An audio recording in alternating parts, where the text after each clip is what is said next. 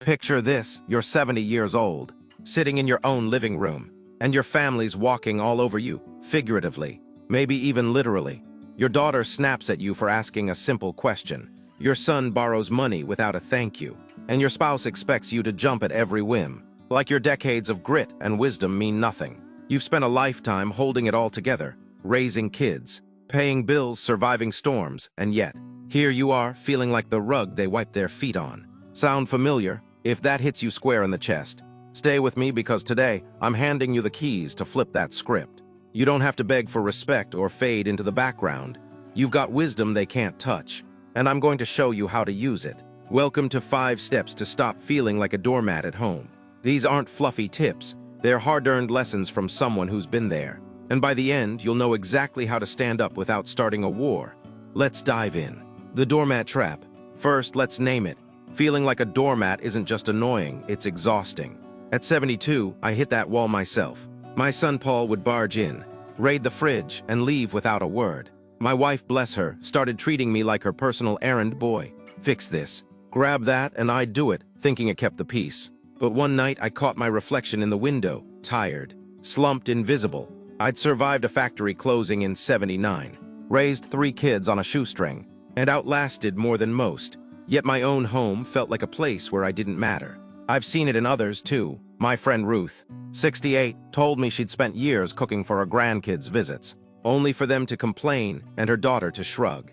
I feel like a servant, she said, voice cracking. That's the doormat trap you give. They take and somehow, you're the one apologizing. But here's the wisdom I've earned after 7 decades. You're not stuck there. You can change it, not with fights or ultimatums, but with quiet, steady strength. Let's walk through how. Step 1, quit saying yes when you mean no. The first step is simple but brutal. Stop agreeing to everything. At 65, I was the family fixer. Paul's car broke. I'd lend him mine. My wife needed groceries. I'd drop everything. I thought it made me indispensable. Wrong, it made me a pushover. One day, Paul asked for $200 again. I wanted to say no, my gut screamed it. But I said yes, and he didn't even look up from his phone. That was my wake-up. Next time, I said no, I can't this time. You'll figure it out, he blinked. Stunned, I didn't explain or grovel. I just held the line. Ruth learned this too. When her daughter demanded another elaborate dinner, she said, I'm not up for it tonight. Bring something if you want. No apology. Her daughter grumbled but showed up with pizza, and Ruth felt a spark of control return. Wisdom here, saying no isn't selfish. It's a signal your needs count. Start small, skip 1 favor, decline 1 demand. They'll squirm, but they'll adjust. If you're finding this helpful so far, drop a keep going in the comments to let me know you're with me. And if you haven't subscribed yet, consider hitting that button and the bell. We've got more insights coming your way. Step 2, stop explaining yourself. Here's a truth I learned late. The more you justify, the weaker you look. At 69, I'd ramble when I turned Paul down. I'm tight this month. You know, with bills, he'd argue, wearing me down. Then I met Clara, a spitfire at 75. Her kids asked why she wouldn't babysit every weekend anymore. She said, I need my time now, and left it there, no excuses. They pushed, she smiled and walked away. They stopped asking. I tried it. When my wife asked why I didn't fix the sink right away, I said I'll get to it when I can, and kept reading my paper. No long story. She huffed, but later she hired a plumber, and I wasn't the bad guy. Your wisdom's enough. You don't owe them a dissertation. Next time they question you, keep it short. Not today, I've got plans. Watch how fast they rethink pushing you. Step 3, claim your space. Step 3's about turf. If you're always the one adjusting, moving your chair, clearing your stuff, bending your schedule, you're the doormat by default. At 70, I noticed I'd vacated my own recliner whenever Paul sprawled out. One day I said, that's my spot. Find another. He laughed, thinking I'd cave. I didn't. I stood there calm, until he moved. It wasn't about the chair, it was about me mattering.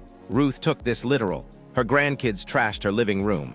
She'd tidy up silently. Then she set a rule, play all you want, but clean up before you go. They whined. But she held firm, sipping tea while they grumbled and stacked toys. Your home's your castle, not their dumping ground. Pick one space, your chair, your routine, and guard it. They'll see you're not just scenery. Still following, comment, keep going if you're in. I've got more for you. Step 4, let them feel the weight. Here's a gem from 73 years on this earth. People value what they earn, not what's handed over. I used to leap to help carry bags, solve fights and smooth everything. My family got lazy, then I stopped. Paul complained about a leaky faucet. I said, "You've got hands, try it."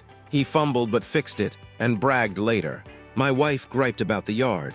I said, "I'll rest today, you can rake." She did and didn't ask again for a week. Ruth's daughter expected her to watch the kids last minute. Ruth said, "I'm busy, call a sitter." Her daughter scrambled, found one, and started planning ahead. Let them carry their load. Don't rescue every time. Your wisdom knows they'll grow from it, and they'll see you're not their servant. Try it, skip one fix-it moment this week. Watch what happens. Enjoying these tips? Comment yes below to let me know you're still here. And if you haven't subscribed, now's a great time. Let's keep this going together. Step 5, shine without them. The final step's the kicker. Live so well they can't ignore you. At 71, I was tired of waiting for appreciation. So I started painting landscapes. Messy but mine. Paul saw one and said, "You did that?" Shock in his voice. My wife caught me humming and asked what was up. "Just happy," I said. I took walks, joined a book club and stopped hovering. They noticed. Paul asked to tag along one day. My wife bragged about my art to friends. Clara did this too. She took up dancing at 76 tango. No less, her kids, who treated her like a chore list, started calling to hear about it. When you shine, they rethink you. Pick something, gardening, writing. Whatever lights you up, and do it for you. Your wisdom's not just for them. It's your fire, let it burn bright. If this resonates, drop a keep going in the comments. I'd love to know you made it this far. And if you're not subscribed, join us. Your support keeps this content coming. Recap your 5 steps. Let's tie this up. You don't have to feel like a doormat anymore. Step 1, quit saying yes when you mean no. Your word's gold. Use it. Step 2, stop explaining, your choices stand alone. Step 3, claim your space. Your home's yours, act like it. Step 4, let them feel the weight, don't carry it all. Step 5, shine without them, live big. And they'll see you anew. These aren't guesses. They're lessons from decades of getting it wrong. Then write, "I'm 74 now and my family doesn't walk over me. They walk with me." Ruth's daughter asks her opinion now. Clara's kids cheer her on. You can shift this too. Here's your move, don't just listen, act. Pick one step, maybe saying no once or claiming your favorite chair, and try it today. Then come back here and comment, "I did step 3, or whichever you chose, and tell me how it felt. Your story might spark someone else watching. If this lit a fire in you, hit subscribe. And that bell, I'm here daily with more wisdom from the years we've earned. Share this with a friend who's fading at home. You're not a doormat, you're a force. Let's prove it together, starting now.